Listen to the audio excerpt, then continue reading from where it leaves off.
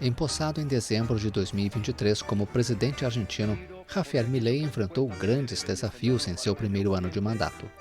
O ultraliberal teve dificuldades para aprovar um pacote de reformas econômicas, batizado de Lei de Bases e Pontos de Partida para a Liberdade dos Argentinos. A proposta original era composta por mais de 600 artigos, mas o documento que avançou no Legislativo tinha 238 e deixou de fora privatizações pretendidas como das aerolíneas argentinas, dos Correios e da empresa de telecomunicações RTA. Nas ruas, protestos e greves foram organizados ao longo do ano para mostrar descontentamento com os rumos do governo. Em outubro, um dado alarmante foi anunciado pelo Instituto Nacional de Estatísticas, o INDEC. Mais da metade da população vive na pobreza, com a indigência chegando a cerca de 18% dos argentinos. O país segue sofrendo com a inflação alta e a recessão econômica. No Peru, o chamado Rolex Gate colocou a presidente Dina Boluarte em maus lençóis. Uma operação lançada pela polícia e Ministério Público apuraram se a chefe de Estado peruana omitiu a declaração de alguns relógios de luxo da marca Rolex.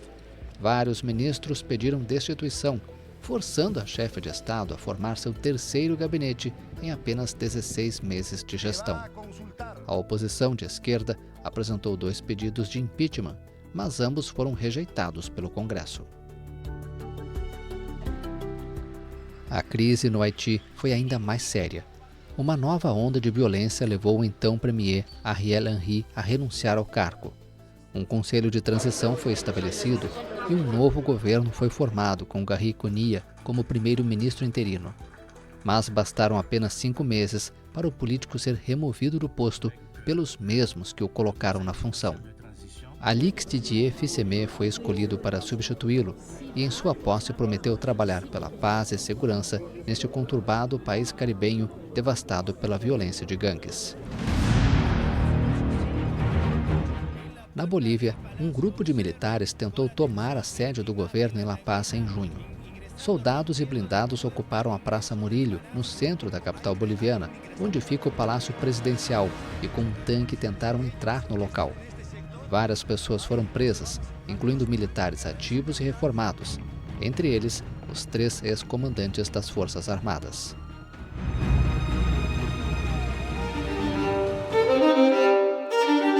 Em setembro, as tensões entre o presidente Luiz Arce e seu antigo aliado e ex-presidente Evo Morales levaram apoiadores do líder indígena a iniciar uma marcha pelo país.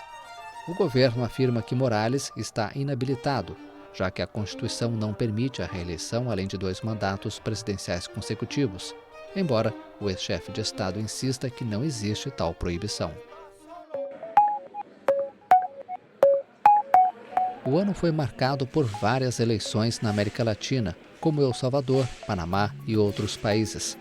No México, a ex-prefeita da capital, Claudia Sheinbaum, do partido de esquerda Morena, foi eleita como sucessora de seu aliado e mentor, Andrés Manuel López Obrador. A primeira mulher presidente tem como desafio a crescente violência criminal, ligada ao narcotráfico de drogas e gangues de extorsão, em um país em que assassinatos e sequestros ocorrem diariamente e cartéis controlam vastas porções do território. No Uruguai, a esquerda voltou ao poder após 5 anos. Yamandu Orsi, pupilo do ícone de esquerda José Pepe Mujica, superou o candidato governista Álvaro Delgado em um segundo turno apertado. Mas, sem dúvidas, a eleição mais marcante em 2024 na América Latina foi a da Venezuela. O presidente Nicolás Maduro foi declarado vencedor pelas autoridades eleitorais e pela justiça. O resultado, no entanto, foi contestado pela oposição, que afirma ter provas de que foi vencedora no pleito. A União Europeia, Estados Unidos e até mesmo aliados, como o Brasil, também se negaram a reconhecer a vitória de Maduro. Edmundo Gonçalves Urrutia, rival do líder chavista nas urnas, teve ordem de prisão ordenada e foi recebido na Espanha, onde pediu asilo político. A proclamada vitória de Maduro também foi contestada nas ruas do país, onde protestos foram organizados. As manifestações deixaram vários mortos, feridos e mais de 2.400 detidos. O posicionamento do presidente Luiz Inácio Lula da Silva de não reconhecer a eleição de Maduro foi um novo ponto de atrito entre os antigos aliados. No início do ano, o governo de Caracas anunciou que pretendia anexar como uma província a região de Essequibo, na Guiana. A área é rica em petróleo e objeto de uma centenária disputa territorial entre os países vizinhos. Brasília atuou como mediadora em meio aos temores de um conflito armado. Mas o clima entre Lula e Maduro voltou a esquentar após o governo brasileiro ter vetado a entrada da Venezuela no grupo do BRICS durante uma cúpula em Moscou. O petista tem se distanciado de Caracas e chegou a taxar o governo de Maduro de regime muito desagradável, com viés autoritário. Outros países latino-americanos também tiveram embates ao longo do ano.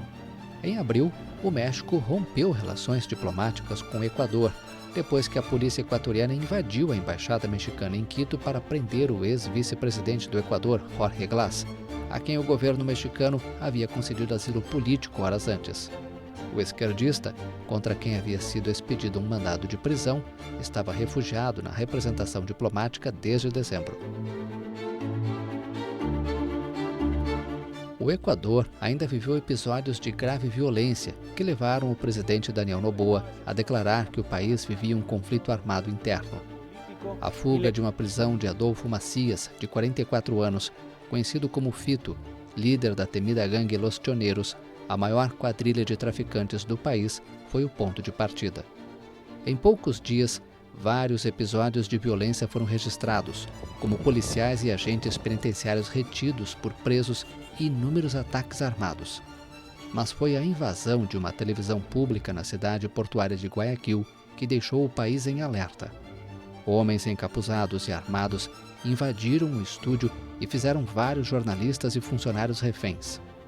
Situado entre a Colômbia e o Peru, os maiores produtores de cocaína do mundo, o Equador virou um novo palco para a guerra do tráfico. Em 2024, personalidades históricas nos deixaram. O ex-presidente do Chile, Sebastián Piñera, morreu em um acidente de helicóptero no balneário de Lago Ranco, aos 74 anos.